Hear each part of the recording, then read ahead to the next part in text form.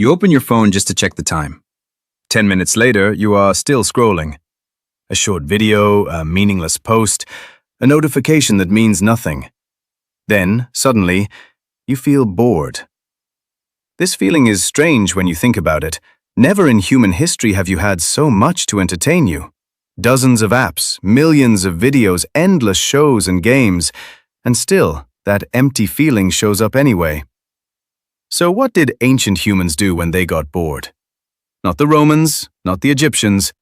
Humans from 100,000 to 200,000 years ago. No writing, no cities, no music, no phones to kill the time. Just a few people sitting in a cave beside a small fire. Time moved slowly around them.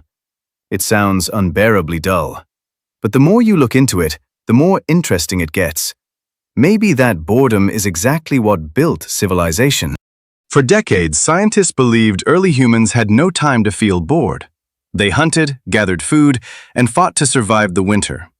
That theory made sense on paper. Then, in 1966, anthropologist Marshall Solins published a shocking study. He spent years studying the Kung San of the Kalahari. They still live a hunter-gatherer life today. The results surprised everyone. They worked only 15 to 20 hours a week. Not a day, a week. The rest of their time was rest, conversation, and staring at the fire. Solins called them the original affluent society. Not rich in things, but rich in time. Your ancestors may have had a better work-life balance than you do now. So the real question is not whether they felt bored. The question is what they did about it. One of the first things boredom created was art. In 2010, archaeologist Francesco Dedico studied shell beads from South Africa. They came from Blombos Cave. The shells were 75,000 years old. Each one had a tiny hole drilled through it. Each one was covered in red ochre pigment. They were not tools, weapons, or food. They were jewelry. Picture someone in that cave holding a single shell. They spent hours drilling one small hole with a stone tool. No electricity, no machines, no music to help them focus. Just time and patience. Art did not appear because humans needed to survive.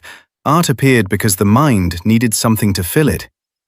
Maybe boredom created the first beauty in human history. The same pattern repeats with music. In 2008, archaeologists in southern Germany found an ancient flute. It was carved from a vulture bone. It was 40,000 years old, with 5 finger holes. At that time, humans had no farms, no cities, no nations. But someone still thought to blow into a hollow bone. And somehow, music was born. Neuroscientist Daniel Levitin believes rhythm may be older than language itself. Your brain is wired to search for patterns in sound. That instinct once helped your ancestors spot predators and read the weather.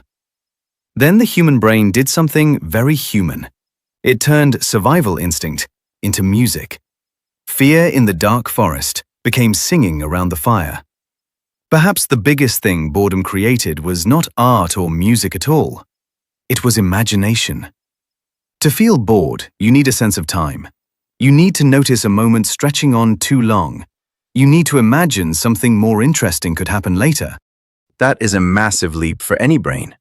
A dog waiting by the door does not feel bored the way you do. It is simply waiting.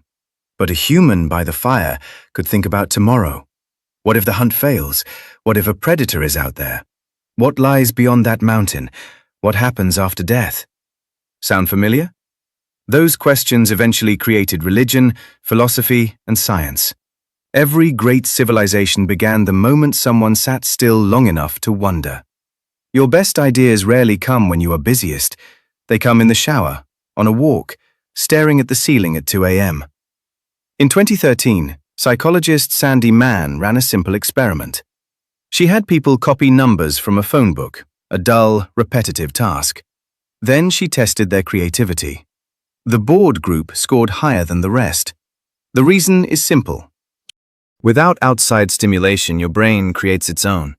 And a bored brain often comes up with wild ideas. Sometimes it's a song, sometimes a theory, sometimes a haircut you regret for months. But there was one more thing ancient humans did when bored. They told stories. Anthropologist Robin Dunbar found humans can maintain about 150 stable relationships. He also found that most human conversation is simply gossip. Who likes who did something foolish. It sounds pointless, but it built the foundation of society. Before language, primates bonded by grooming each other, one at a time. Language let humans bond with an entire group at once. One story around a fire could bring dozens of people together. Civilization may have started the moment your ancestors sat still and began to talk. Now look at today. 75,000 years ago, someone got bored and made the first bead. 40,000 years ago, someone got bored and carved the first flute. Today, you open your phone just to check the time.